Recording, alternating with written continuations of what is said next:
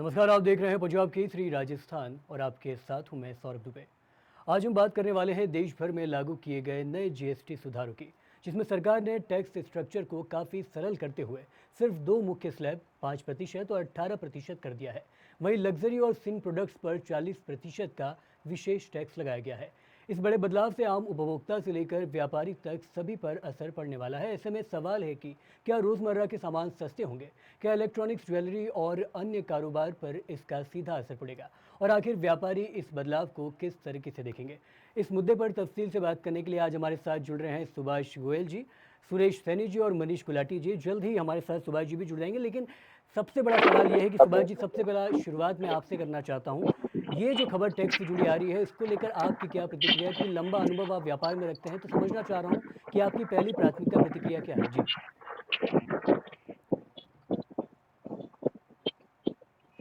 Sir, मैं मनीष गुलाटी बोल रहा हूँ, अध्यक्ष जयपुर बिजली व्यापार संघ। जो जीएसटी दरों में सबसे प्रथम जो एलआईसी है, इनसे जो टैक्सेशन हटाया है लाइफ इंश्योरेंस का, ये एक आम जनता और हर नागरिक को इसका बहुत बड़ा फायदा रहेगा, क्योंकि टर्म प्लान कोई भी व्यक्ति अगर कराता था, ये चीज एक थोड़ी स्पष्ट हुई है कि टर्म प्लान में भी है क्या, ये खाली हेल्थ इंश्योरेंस और लाइफ इंश्योरेंस इन्वेस्टमेंट प्लान भी टैक्सेशन हटाया है, क्या ये टर्म प्लान में भी हटाया गया, ये क्लियर नहीं हुआ है।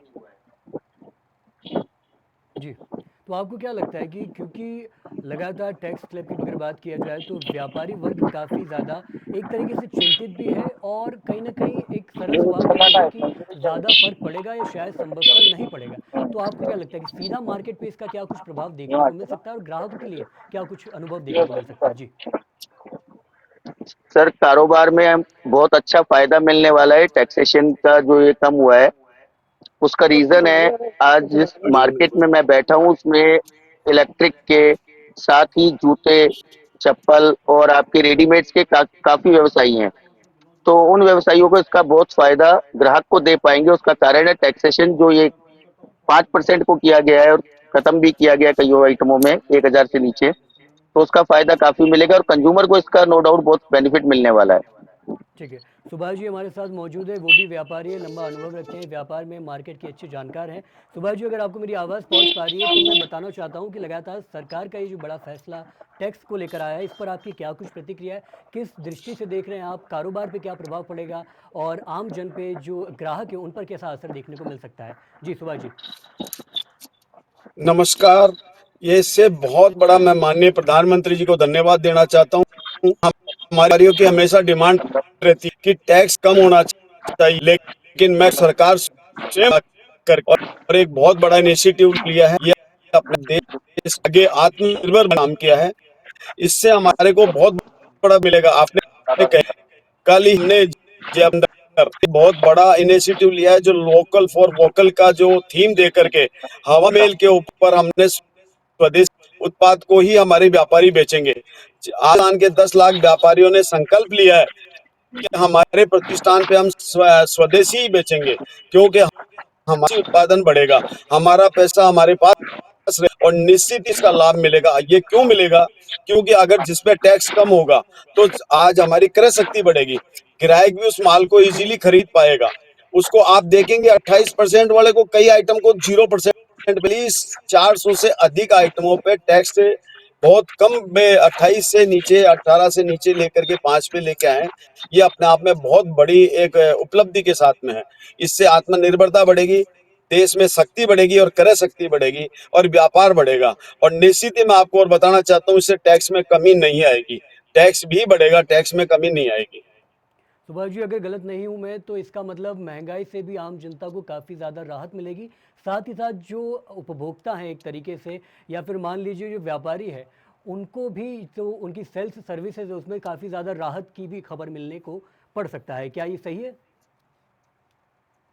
एक्चुअली आप थोड़ा आवाज आ रही है में, लेकिन मैं जहाँ सुन पा रहा हूँ इससे बहुत बड़ी राहत मिलेगी हमारे। मैं कहूंगा कि इससे रोजगार को भी बड़ा बल मिलेगा, रोजगार मिलेगा। अगर हमारा उत्पादन बढ़ेगा, हमारी क्रय शक्ति बढ़ेगी, तो निश्चित ही रोजगार भी बढ़ेगा। एक रोजगार को बहुत बड़ी एक ताकत के साथ में होगा और हमारी बेरोजगारी कम होगी।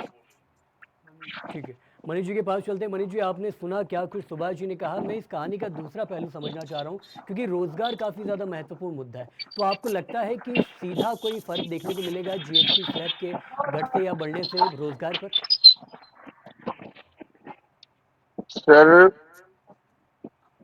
सुभाष जी की बात का मैं समर्थन बिल्कुल करता हूँ, लेकिन रोजगार के अवसर के लिए मेरे अनुमान से बजट में ही घोषणा की जा सकती थी प्रधानमंत्री जी द्वारा।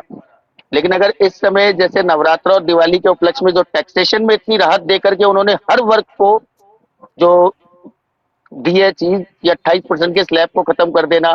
स्लैब की स्थिति आज ये रह गई कि 5 और 18% के दो ही स्लैब कर दिए हैं, जो बहुत स्वागत योग्य कदम है। पर रोजगार के अवसर के लिए तो जो स्टार्टअप्स हैं वगैरह, इनको जितना ज्यादा प्रोत्साहन दिया जाए ताकि रोजगार के अवसर ज्यादा और उपलब्ध हो सके। बाकी बड़े भाई साहब सुभाष जी की बिल्कुल सही बात है कि टैक्सेशन रिबेट से भी रोजगार के अवसर निकलने चाहिए, क्योंकि भाई साहब हमारे लोकल फॉर वोकल को बहुत बहुत ज्यादा सपोर्ट कर रहे हैं। और हम जब लोकल आइटम्स को प्रमोशन मिलेगा तो नो डाउट जब हम उत्पादन क्षमता बढ़ाएंगे तो रोजगार जो सृजन होगा वो हमारे लिए ही होगा। जी, मनीष जी, एक काफ़ी महत्वपूर्ण पहलू ये भी है, क्योंकि लगातार आप लंबा अनुभव व्यापार क्षेत्र में रखते हैं। तो अक्सर क्या होता है कि व्यापार क्षेत्र में कागजी कार्रवाई काफ़ी ज़्यादा हो जाती है। जब कुछ नया करना होता है, जब जीएसटी लागू होता है, घटाते हैं, तमाम तरह की कागजी कार्रवाई इन्वॉल्व होती है। तो ये जब नया जीएसटी स्लैब मार्केट में उतरा है, तो क्या इससे कागजी कार्रवाई बढ़ेगी, या व्यापारियों की चिंता बढ़ेगी, या आम जनता में एक वो आक्रोश है, एक तरीके से परेशानी का सबब बनेगा? इस पर मैं थोड़ी चर्चा करना चाह रहा था। आपको क्या लगता है, पहले ये समझ लेते हैं। सर, आम जनता को तो कोई राय मेरे पास ऐसी नहीं आई। हाँ, लेकिन व्यापारी वर्ग इस चीज से बड़ा विचलित है कि उसके पास पुराना जो माल पड़ा है, अब उसको जो नई बाइंग करनी है, अब उसको वो कागजों में कैसे सेटल करेगा। सब सीए से इस चीज के लिए सुबह से ही लग चुके हैं कि भाई कैसे होगा जो मेरा ओल्ड स्टॉक है। जो व्यापारी समझते हैं, जो रेगुलर ई इनवॉइस वगैरह कर रहे हैं, उनके लिए तो समझ में आ गया है। हाँ, बाकी जो मध्यम वर्गीय मध्यम व्यापार करने वाले हैं वो थोड़ा कंफ्यूज है कि भाई इसमें कैसे सेटल होगा, जो मेरा ओल्ड स्टॉक है उसको मैं कैसे करूं। बड़े कंफ्यूज है। मेरे पास भी फोन आए तो मैंने यही कहा सीए से ही कंफर्म करना ज्यादा उचित रहेगा।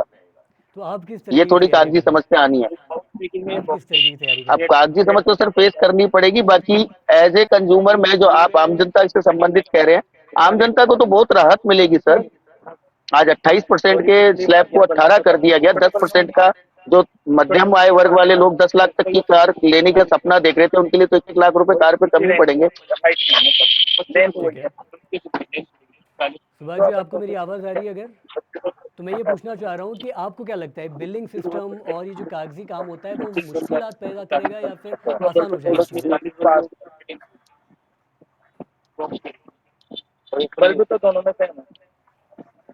सुभाष जी, अगर आपको मेरी आवाज़ आ रही है तो मैं पूछना चाह रहा हूँ।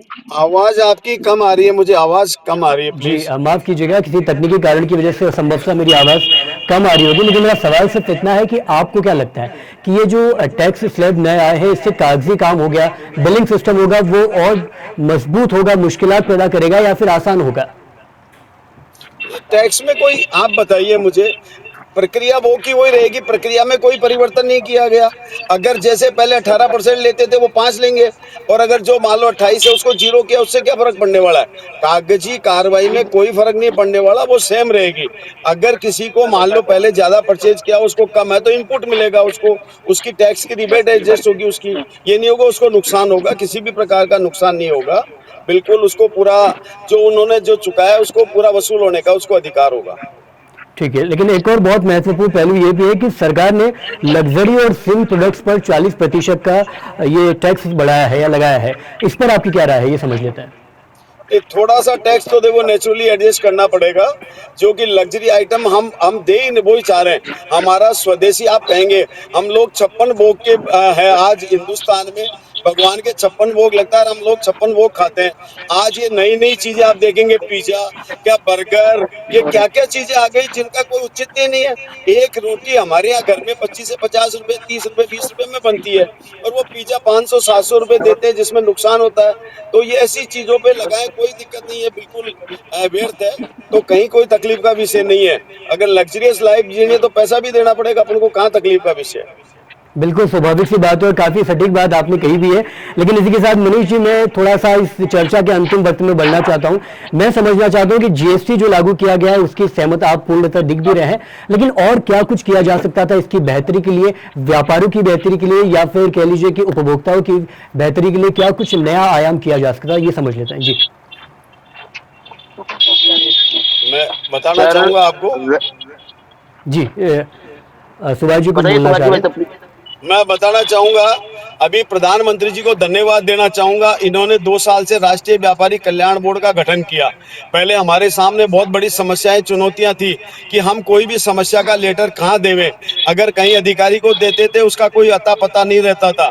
लेकिन मैं आपको धन्यवाद देना चाहता हूँ, उन्होंने ऐसी व्यवस्था करी है कि हमारा हर लेटर का जवाब जाता है, हर लेटर का वापस जवाब मिलता है, और हम एक अपनी ये चीज को भारत सरकार तक सीधा, एक गांव से छोटा व्यक्ति भी सीधा पहुंचा सकता है।